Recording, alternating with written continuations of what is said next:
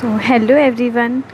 आज का हमारा टॉपिक है Nernst equation for EMF of cell. और ये जो टॉपिक है ना, मैंने पहले से ही आपको दिख के रखा, मेरे नोट से पहले से लिखे हुए हैं, मतलब पूरा टॉपिक लिखा हुआ है, क्योंकि पहले मैंने वीडियो बनाई थी इस पर, तो वो मेरी डिलीट हो चुकी थी, तो इसलिए मेरे पास ये एक नोट बचा है सिर्फ, तो वो मैं आपको ऐसे दिखा रही हूँ, ठीक है, लेकिन अच्छे से समझाऊँगी।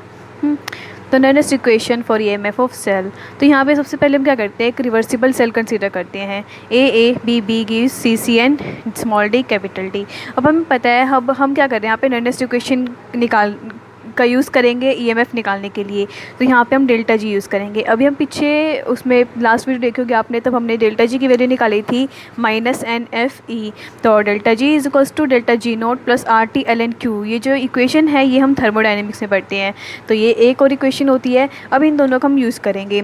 अब यहाँ पे जो Q है उसे बोलते हैं क्वोशिएंट ऑफ एक्टिविटीज़। क्या बोलते हैं? Quotient of activities. अब नाम ही एक्टिविटी आ चुका है, तो इसका मतलब इसका फॉर्मूला क्या होएगा, Q is equals to activity of product capital C and उसकी स्टोइकियोमेट्रिक कोफिशिएंट, ठीक है, एंड एक्टिविटी ऑफ D वाला प्रोडक्ट एंड उसकी कोफिशिएंट इसके पावर में चली जाएगी, वैसे इसकी, ठीक है, वैसे नीचे प्रोडक्ट की, सॉरी रिएक्टेंट की ऊपर प्रोडक्ट नीचे रिएक्टेंट। तो ये हमारा Q।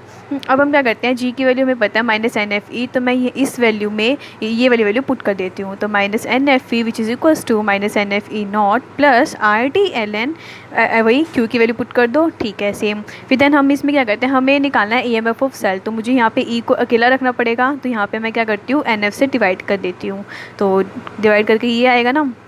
अब माइनस को भी हटा देते हैं, सिंपलेस्ट इक्वेशन बनानी है तो माइनस भी हटा देंगे, ऐसे बन जाएगी इक्वेशन। अब हमें पता है कि क्यू, हमने अभी भी कहा था क्यू की वैल्यू ये होती है, लेकिन अगर हमारा जो रिएक्टेंट और प्रोडक्ट है, हमारा जो रिएक्टेंट और प्रोडक्ट है, हमने पहले भी पढ़ा था, हमें पता भी है जनरली, अगर हमारे जो रिएक्टेंट और प्रोडक्ट होता है कोई भी हो, अगर वो प्योर सॉलिड या प्योर लिक्विड की फॉर्म में है, तो हम उसको हमेशा 1 लेते हैं ना, उसकी जो कंसनट्रेशन होती है वो हमेशा 1 मानी जाती है, यूनिटी रखी जाती है उसकी, है ना। तो वैसे ही यहाँ पे है, तो उसकी एक्टिविटीज़ भी जो है 1 ले जाएगी। तो उस कंडीशन में अगर हमारी रिएक्टेंट या प्रोडक्ट किसी की भी कोई भी अगर क्या हो, प्योर सॉलिड या प्योर लिक्विड की फॉर्म में हो, तो हमारा जो Q है उसकी वैल्यू आएगी रिड्यूस स्टेट अपॉन वो ऑक्सीडाइज स्टेट। और जो ये फॉर्मूला जो मैंने यहाँ पे यूज़ किया है, जो मैंने यहाँ पे लिखा है, वो आपको अभी समझ में नहीं आएगा। जब हम आगे इसका एक न्यूमेरिकल करेंगे इससे रिलेटेड, तब आपको समझ में आएगा कि रिड्यूस स्टेट कौन सी है और ऑक्सीडाइज स्टेट कौन सी है, ठीक है। जनरल बात तब की है ये, जब हमारा कोई भी लिक्विड और सॉलिड अगर प्योर सॉलिड या प्योर लिक्विड की फॉर्म में हो, तब हम ये फॉर्मूला यूज़ करेंगे, अदरवाइज हमारा फॉर्मूला ये रहता है। नॉर्मली हमारा फॉर्मूला यही यूज़ होएगा, क्योंकि हमारे जो रिएक्टेंट और प्रोडक्ट है इसमें से कोई ना कोई तो प्योर लिक्विड और प्योर सॉलिड की फॉर्म में तो रहेगा ही रहेगा, है ना, कोई ना कोई तो आएगा ही इसमें। इस वजह से जनरली फॉर्मूला हमारा यही यूज़ होता है हर बार, ठीक है। तो हम नेक्स्ट टॉपिक पे चलते हैं।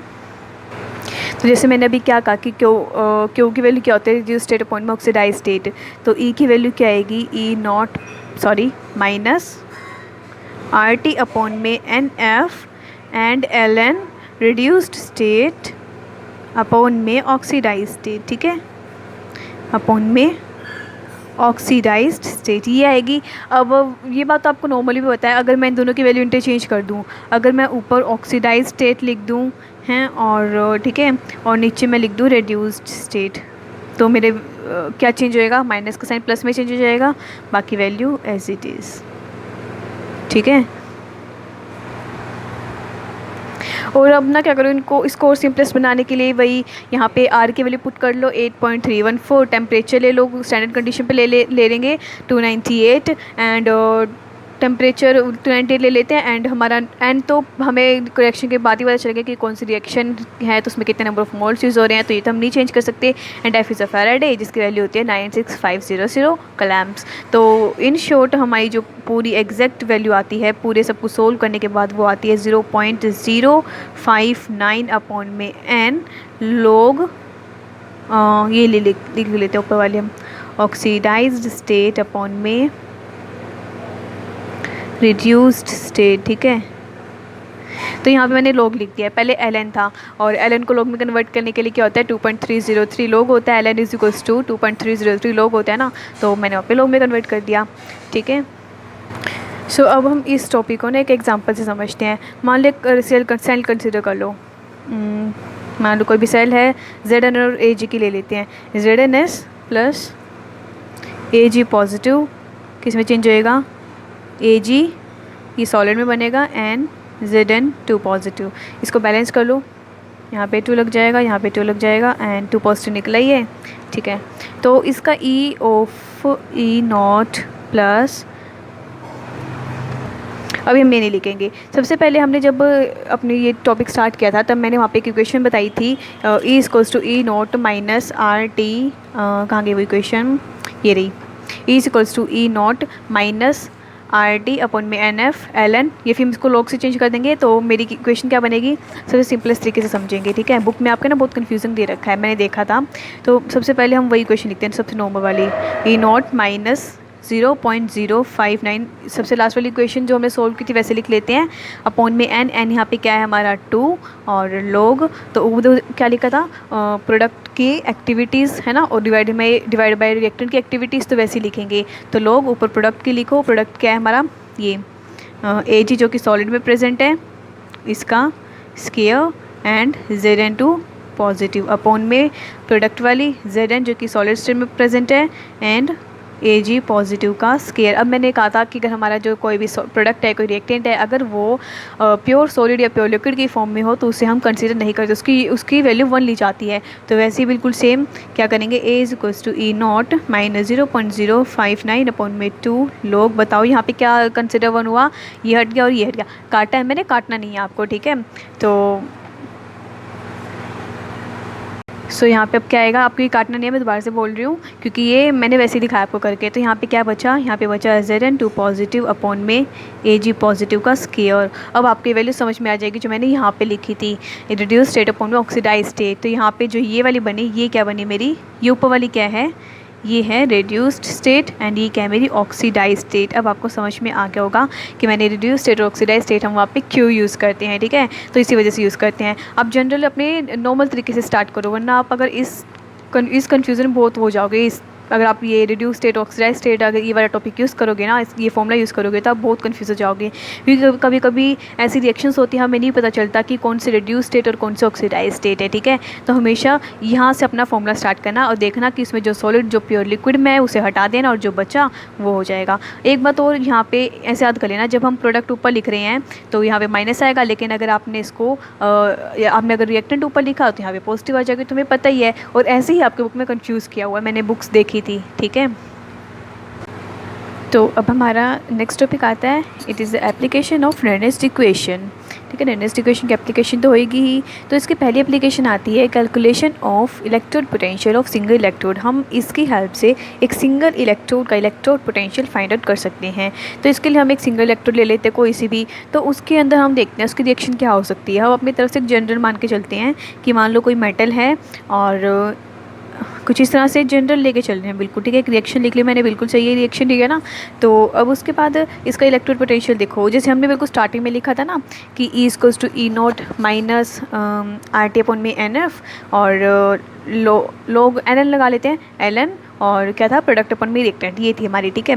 पीछे भी हमने जो पढ़ा है तो हम वैसी इक्वेशन लेके चलते हैं, E is equals to E naught minus R T upon में N F L n, product की कंसनट्रेशन अपॉन में रिएक्टेंट की कंसंट्रेशन, ठीक है, यही था।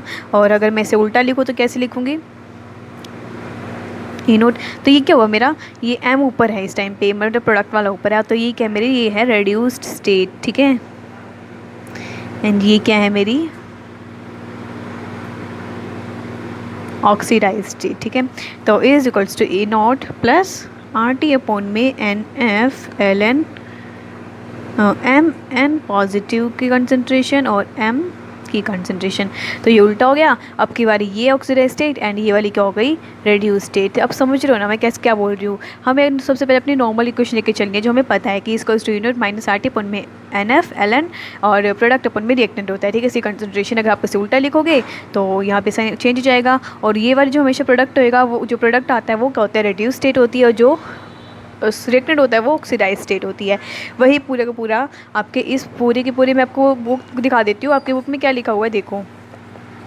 ये हमारा टॉपिक है calculation of electrode potential of single electrode. तो इसके अंदर क्या दिया हुआ है, मैं आपको रिएक्शन दी हुई है, उसके बाद यहाँ पे इलेक्ट्रोड पोटेंशियल निकाला हुआ है, एक प्लस ले रखा है, एक माइनस वाला निकाला हुआ है।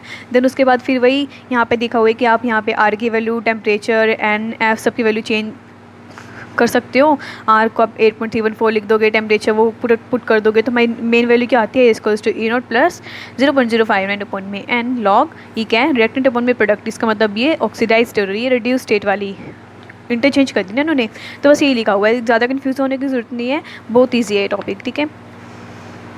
बुक्स में ना काफ़ी ज़्यादा एक्सपेंड करके दे देते हैं लोग, तो इसीलिए ना हमें ऐसा लगता है कि बहुत ज़्यादा कंफ्यूजिंग टॉपिक है ये, बहुत ज़्यादा मुश्किल टॉपिक है, लेकिन ऐसा कुछ नहीं है, ठीक है ना। तो अब की बार अब हम सेकंड टॉपिक पे चलते हैं। तो ये हमारा सेकंड टॉपिक है, इसे metal amalgam metal ion electrode. अभी हमने क्या पढ़ा, सबसे पहले हमने कहा था कि हम कैलकुलेशन करेंगे कि सिंगल इलेक्ट्रोड का इलेक्ट्रोपोटेंशियल निकालेंगे, तो उसके अंदर फर्स्ट टॉपिक था हमारा मेटल आयन इलेक्ट्रोड, ठीक है। अब हमारा सेकंड टॉपिक आता है, इसी के अंदर फर्स्ट पॉइंट का सेकंड पार्ट है metal amalgam metal ion electrode, बिल्कुल सेम इसी की तरह। तो डायरेक्ट फॉर्मूला लिख देते हैं। अब याद करो, हमने जब मेटल एमलगम मेटल आयन वाले इलेक्ट्रोड एक टॉपिक पीछे भी पढ़ा था, है ना, तो उसमें ना क्या लिया था हमने, क्या रिएक्शन ली थी, जिंक एमलगम वाला लिया था ना, तो वही यहाँ पे लेके चल लेते हैं। तो E is equals to E naught plus 0.059 upon में एन, मैं डायरेक्ट फॉर्मूला लिख रही हूँ, ठीक है। एन एफ तो नहीं लिखेंगे, एफ तो हमारी आगे, सॉरी, और लॉग, अब मैंने प्लस लिखा, उसका मतलब ऊपर रिएक्टेंट ले रखा है मैंने, तो रिएक्टेंट क्या बन सकता है मेरा, Zn2 पॉजिटिव अपॉन में Zn, और यहाँ पे N2 हो जाएगा, क्योंकि रिएक्शन किस तरह से होती है एमलगम वाली, Zn2 positive plus 2 electron gives Zn, यही तो होती है ना, ये याद रखो, क्योंकि हमने जब पढ़ा था शायद रिवर्सिबल सेल रिवर्सिबल इलेक्ट्रोड्स में ये टॉपिक था हमारा, जब हमने यहाँ पे zinc metal amalgam zinc HG लिया था, है ना, वही वाला टॉपिक है ये।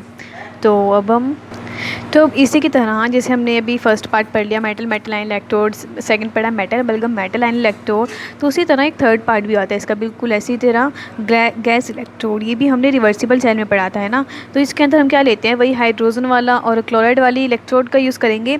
तो अगर हम पहले अलग अलग लेके चलते हैं, अगर हम मान लो पहले मैं हाइड्रोजन इलेक्ट्रोड की बात कर रही हूँ, तो वहाँ पर मेरा ये फॉर्मूला क्या बनेगा, E is equals to E naught, बताओ 0 प्लस 0.059 और लोग, अगर मैं इसके हाइड्रोजन के लेके चलूँ तो कुछ इस तरह से लिखेंगे, यही होती थी, यही पढ़ी थी ना पीछे, सॉरी H आएगा ना, हाफ H2 लिख सकते हो उसको वो करने के लिए, बैलेंस करने के लिए, ऐसे तो एग्जिस्ट नहीं करता, तो ये हो गया। तो यहाँ पे मेरा क्या आएगा, ये बनेगा लॉग, मैंने प्लस लिया है, इसका मतलब H पॉजिटिव अपॉन में हाफ H2, है ना, तो H लिख लेते हैं, और ये क्या मेरी एलिमेंट्री स्टेट है, तो ये क्या होएगा, इसका 1 होएगा।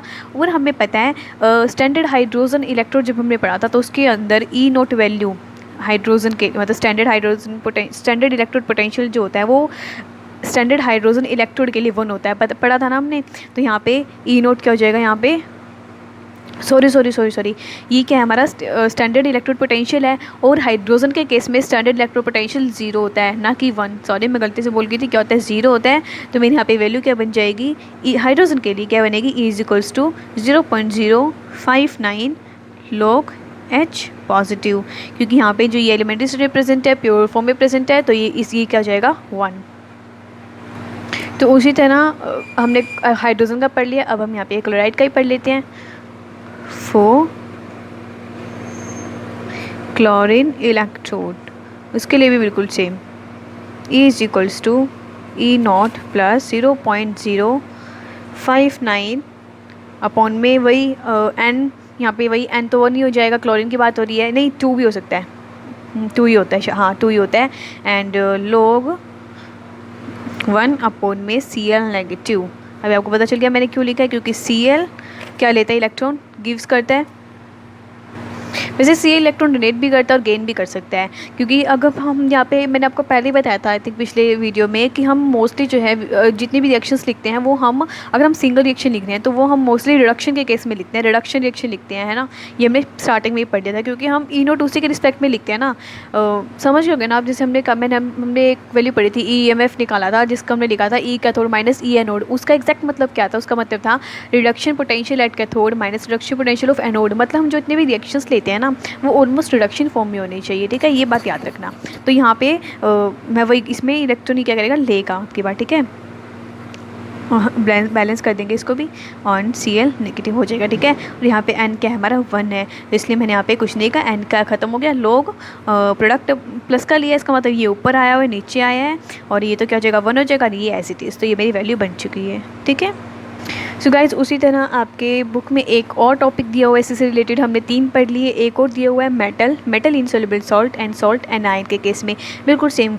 हमने पढ़ी थी एप्लीकेशन, हमारी फर्स्ट एप्लीकेशन हो चुकी है। अब हम पढ़ते हैं हमारी सेकेंड एप्लीकेशन नर्नेस्ट इक्वेशन की। सो नेक्स्ट टॉपिक आता है हमारा कैलकुलेशन ऑफ इक्विलिब्रियम कांस्टेंट। तो नर्नेस्ट इक्वेशन अगर हम लिखें इक्विलिब्रियम कांस्टेंट के टर्म में तो हमारा फॉर्मूला ये होता है, ठीक है। अब हम यहाँ पे क्या करते हैं, एक सेल कंसीडर करते हैं क्योंकि अब हमें के की वैल्यू निकालनी है, ठीक है। अब हम के की निकालेंगे कि यहाँ पे के क्या हो सकता है। जनरली हमें पता होता है कि के क्या होता है, प्रोडक्ट अपॉन में रिएक्टेंट है। तो वैसे ही अब बहुत ईजी टॉपिक है, हम स्टार्ट करते हैं हमारा टॉपिक।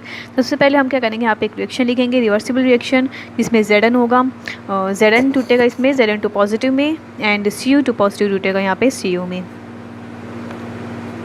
ये हमारी एक रिएक्शन है, ठीक है, रिवर्सिबल रिएक्शन है, सॉरी। तो अब यहाँ पे अगर मैं के लिखूँ तो के क्या आएगा, Zn2 पॉजिटिव की कंसनट्रेशन Cu की कंसनट्रेशन अपॉन में Zn की concentration and Cu2 positive concentration. ये मेरा सॉलिड फॉर्म में है एंड ये उसे सॉलिड फॉर्म में है, तो मतलब ये वाला कैंसिल एंड ये वाला कैंसिल। तो मेरी के की वैल्यू क्या बची, it's Zn2 positive concentration upon में Cu2 पॉजिटिव की कंसनट्रेशन। तो मेरी ई की वैल्यू क्या आई, E is equals to E naught minus 2.303 upon में NF RT log Zn2 positive upon में Cu2 पॉजिटिव, ठीक है। तो ये आगे मेरी ई ऑफ सेल। अगर मैं यहाँ पे ई नोट निकालूँ तो ई नोट क्या आएगा, अभी जैसे मैंने लास्ट इक्वेशन ये लिखी आपकी, ठीक है। अब मैंने मान लिया कि जो मेरी ये हमने क्या कहा कि जो हमारी रिएक्शन है वो इक्विलिब्रियम पे है। तो इक्विलिब्रियम पे अगर कोई रिएक्शन होती है तो उसका ई ऑफ सेल, ये ई ऑफ सेल है तो वो क्या हो जाता है, ज़ीरो हो जाता है, ई ऑफ सेल ज़ीरो जाता है। तो इस केस में मेरा ई नॉट ऑफ सेल, ये क्या है, ई नॉट ऑफ सेल, वो किसके कुल आ जाएगा, वो आ जाएगा 2.303 अपॉन में NF RT log Zn2 positive upon में Cu2 पॉजिटिव के इक्वल। तो ये मेरी वैल्यू आ गई, ठीक है। अब यहाँ पे आप इसको सोल्व कर सकते हो, आर की वैल्यू रख दो, टी की वैल्यू रख दो, एन ऐसे कैसे, और एफ की वैल्यू रख दो। तो इन शॉर्ट में डायरेक्ट फॉर्मूला लिख देते हैं यहाँ पे, इसकी वैल्यू क्या जाएगी 0.059 एन लॉग की, ठीक है। सबसे इंपॉर्टेंट रिलेशनशिप, इसके बेस पे क्वेश्चंस आते हैं। सो गाइज़ यहीं पे हमारा टॉपिक खत्म होता है। नर्नेस्ट इक्वेशन का बहुत छोटा टॉपिक था, लेकिन जितना छोटा था उतना ही ज़्यादा ये इंपॉर्टेंट टॉपिक है, तो इसे बिल्कुल अच्छे से समझना। इसके बाद ना हमारे 3-4 टॉपिक और रहते हैं, और लाइक एक है लिक्विड जंक्शन पोटेंशियल एंड एक होगा हमारा ये पोटेंशियोमीट्रिक टाइट्रेशन है कुछ, और एक कंसंट्रेशन सेल है ना। तो ये भी इंपॉर्टेंट ही है, जिसमें कंसंट्रेशन जो सेल वाला टॉपिक है ना काफ़ी इंपॉर्टेंट है। तो इसके बाद मेरी कम से कम भी 3 वीडियोस और आएंगी इस टॉपिक चैप्टर पे, उसके बाद हमारा चैप्टर कंप्लीट हो जाएगा। सो बाय बाय, नेक्स्ट वीडियो मिलते हैं।